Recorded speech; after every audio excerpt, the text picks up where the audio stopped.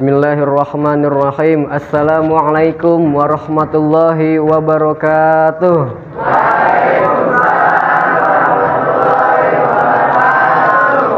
Sebelum mukadimah, saya ingin memperkenalkan diri saya. Perkenalkan, nama saya Alwan Reza Pahlivi Al-Hasan. Saya dari kelas 11, saya dari sekolah SMK Plus Al-Falah Biru. Alhamdulillahillazi ja'alana min ummati Muhammadin sallallahu alaihi wasallam.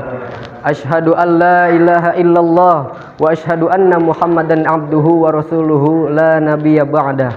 Allahumma salli ala sayyidina Muhammadin salatan tulki biha ru'bah warruhbata fi qulubil kafirin wal munafiqin wal musyrikin wal zalimin wal hasidin wal mu'anidin wa ala alihi wa sahbihi wasallim, amma ba'du.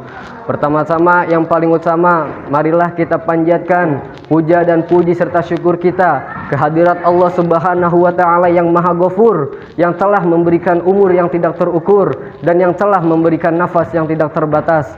Salawat dan salam marilah kita sanjungkan kepada Habib tertinggi anti korupsi, Habib termasyhur anti kufur, Habib termulia anti durhaka, yakni Habibana wa Nabiyana wa Rasulana Baginda Maulana Muhammad sallallahu alaihi wasallam. Kepada para sahabatnya, keluarganya, serta tabi'it atba'u tabi'atnya, semoga tercurah limpahkan kepada kita semua selaku umatnya. Amin ya Allah ya Rabbal. Yang saya hormati Ketua Pelaksana dari Universitas Garut, yang saya hormati pimpinan Sekolah SMK Plus Al-Falah Biru, yang saya hormati Bapak Ibu guru yang mengajar di Sekolah SMK Plus Al-Falah Biru, yang saya hormati dan saya cintai siswa-siswi yang belajar di Sekolah SMK Plus Al-Falah Biru. Pada kesempatan kali ini, berdirinya saya di sini bukan bermaksud saya orang yang sombong, bukan juga bermaksud saya orang yang pinter, bukan juga bermaksud saya orang yang cerdas, tetapi saya ingin menyampaikan satu kata, dua kata yang mungkin akan berkata-kata, yang mungkin akan bisa menjadi makna dan bermanfaat bagi kalian semua. Amin ya Allah ya Rabbal alamin. Di sini saya akan menjelaskan yang bertema tentang pentingnya pendidikan karakter di era milenial. Apa yang dimaksud dengan pendidikan karakter? Ada yang tahu? Pendidikan karakter adalah suatu usaha manusia secara sadar dan terencana untuk memperdayakan peserta didik. Dalam pandangan Islam, pendidikan karakter yaitu pendidikan yang berakhlak dan beradab. Kita harus mempunyai karakter dan akhlak yang baik, harus mempunyai adab yang baik.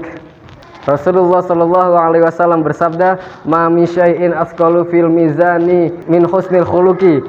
Tidak ada timbangan yang lebih berat daripada akhlak yang baik.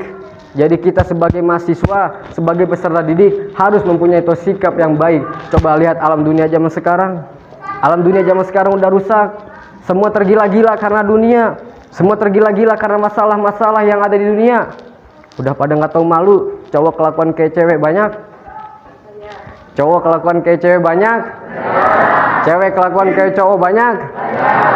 Pakai jilbab doang kelakuan kayak set. Pakai jilbab doang aura dipamerin.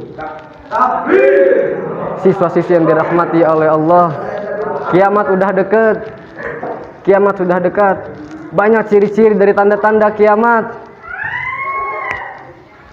Kata Rasulullah SAW, tidak akan terjadi kiamat sebelum di tanah Arab berubah jadi banyak rerumputan. Coba lihat di tanah Arab yang sekarang, yang tadinya tanah yang kering berubah jadi banyak tumbuhan, yang tadinya tanah yang gersang berubah jadi banyak rerumputan. Kan itu sudah termasuk dari ciri-ciri tanda-tanda dari kiamat. Siswa-siswi yang dirahmati oleh Allah, Rasul sallallahu alaihi wasallam bersabda, "Ad-dunya sijnul mu'mini wal jannatul kafiri." Dunia adalah penjara bagi orang beriman dan surga bagi orang kafir. Imam Nawawi rahimahumullah dalam kitab Syarh Sahih Muslim, beliau menerangkan orang mukmin terpenjara di dunia karena menahan dari hal-hal syahwat yang diharamkan dan hal-hal syahwat yang dimakruhkan. Orang mukmin juga diperintahkan untuk melakukan ketaatan.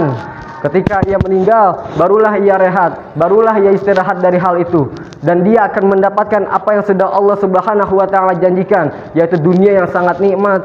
Adapun orang kafir, walaupun di dunia sering bahagia, walaupun di dunia enak-enakan terus, tapi ketika ia meninggal, ia akan terus mendapatkan siksaan atau azab dari Allah Subhanahu wa taala yang kekal abadi. Na'udzubillahi min. siswa-siswi yang dirahmati oleh Allah. Beliau bukan sembarang orang. Beliau seorang kiai, seorang ulama, seorang habaib. Nama beliau Muhammad Hasan Al-Habsyi. Beliau berkata kepada saya, "Wan, alam dunia udah rusak. Jangan mikiran teuing tentang dunia mah, jangan mikiran banget tentang dunia mah. Terus ibadah ke Allah, zikir ke Allah, banyakin salawat ke baginda Maulana Muhammad sallallahu alaihi wasallam. Bilang kepada orang-orang muslim yang lain, bilang kepada orang-orang mukmin yang lain untuk melakukan apa yang diperintahkan oleh Allah dan menjauhkan apa yang dilarang oleh Allah Subhanahu wa taala." Siswa-siswi yang diperintahkan oleh Allah. Rasul sallallahu alaihi wasallam bersabda, nanti akan datang dalam suatu umatku yang pertama yang menghalalkan zina. Zina tersebar di mana-mana, benar? Di Indonesia banyak. Seluruh dunia pun banyak. Zina, padahal Allah Subhanahu wa taala sudah menerangkan dalam Al-Qur'an, wala taqrabuz zina, dan janganlah kamu mendekati zina. Tapi mengapa orang-orang tidak bisa melawan hawa nafsunya? Khusus untuk para wanita di sini.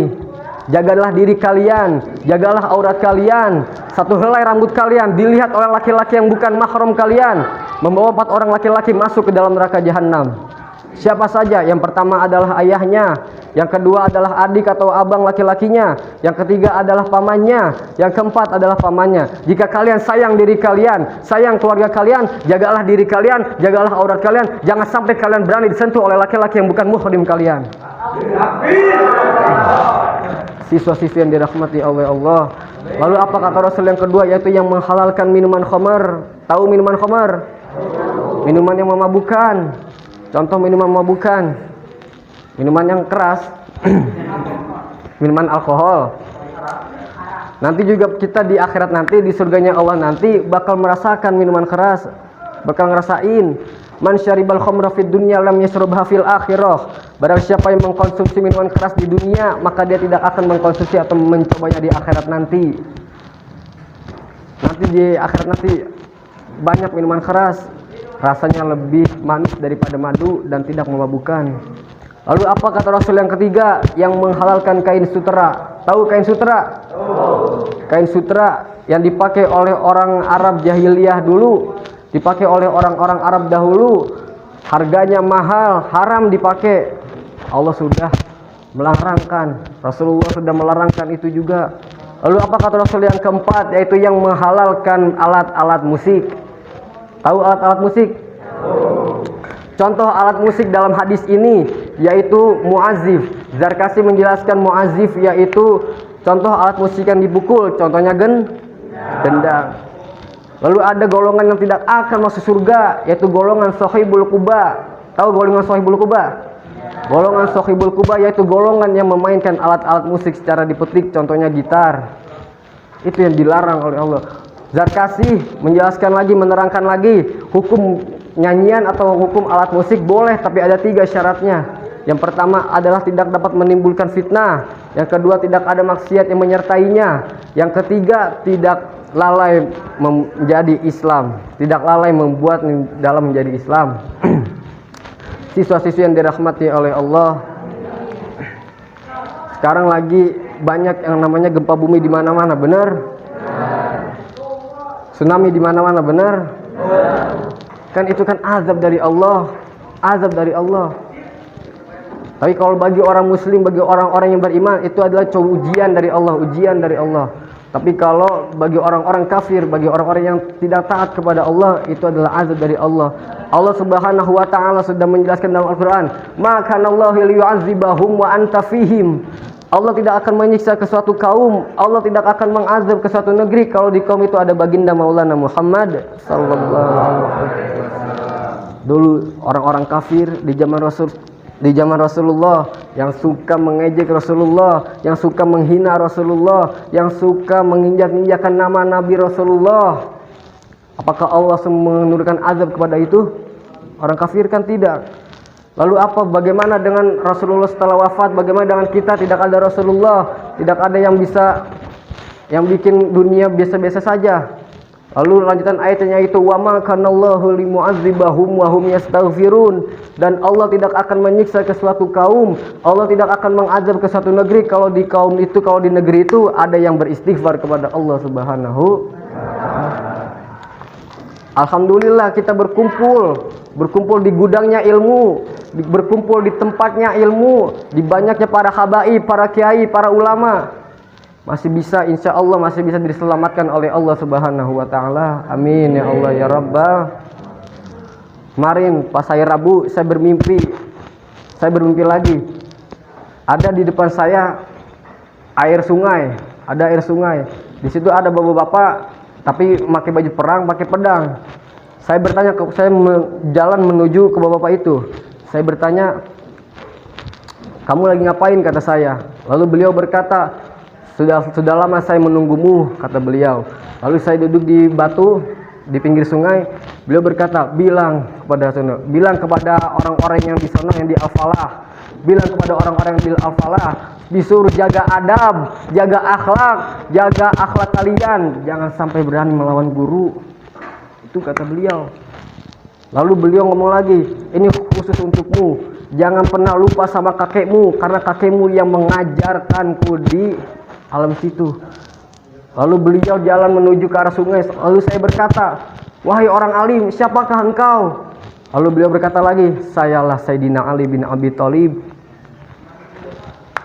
Saudara-saudara yang dirahmati oleh Allah, semoga kita dijauhkan dari sifat-sifat dari zina.